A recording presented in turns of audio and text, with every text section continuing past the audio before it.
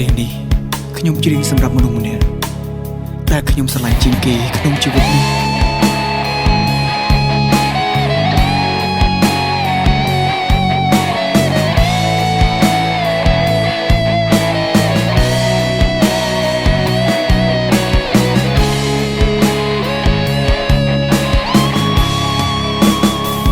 ជា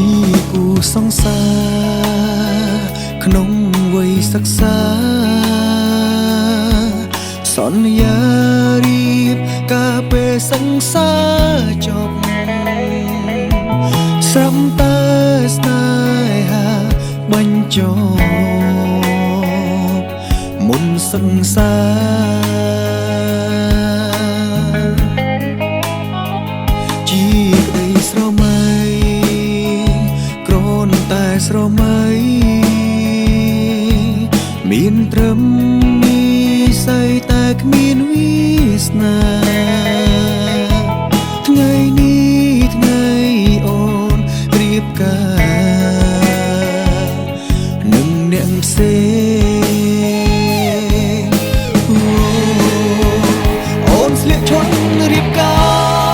រស្អាតដូចទេពធីតាបងពួនស្ដាប់សំឡេងភ្លេងការលួចស្រក់ទឹកនេត្រាតាមភ្លេងចាប់ពីថ្ងៃនេះទៅអូននៅក្បែរអ្នកផ្សេង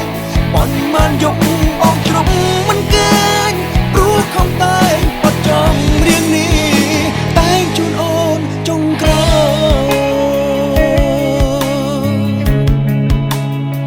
យចេញជាគូស្នេហ៍បងថែមអ្នកឯងបងទុកមិនឲ្យអ្នកណាផ្សេងឡើយជាតិនេះយើងបានដឹងធ្វើសង្សារមិនអាចក្លាយជាស្នេហាចុងក្រោយស្នេហ៍ចំហើយអូនស្លៀកឈុតរៀបការស្អាតដូចទេពធីតាបងពួនស្ដាប់សំឡេងភ្លេងការលួចស្រក់ទឹកនេត្រាតាមភ្លេងចាប់ពីថ្ងៃនេះទៅអូននៅក្បែរអ្នកផ្សេងអូនមិនយំបងជ្រុំមិនគេងព្រោះខំតែងបត់ចំរៀងនេះរៀ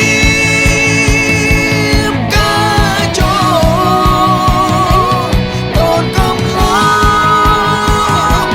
មិនមែនបងរឿងកូនឡងដូចចូលសោ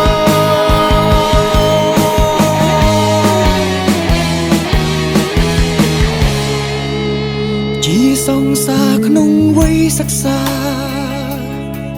សន្យារៀបការពេលសិក្សាចំប៉ុន្តែស្នេហាចប់មុនសិក្សាគ្រាន់តែជាក្តីស្រមៃមាននិស្ស័យតែគ្មានវាសនា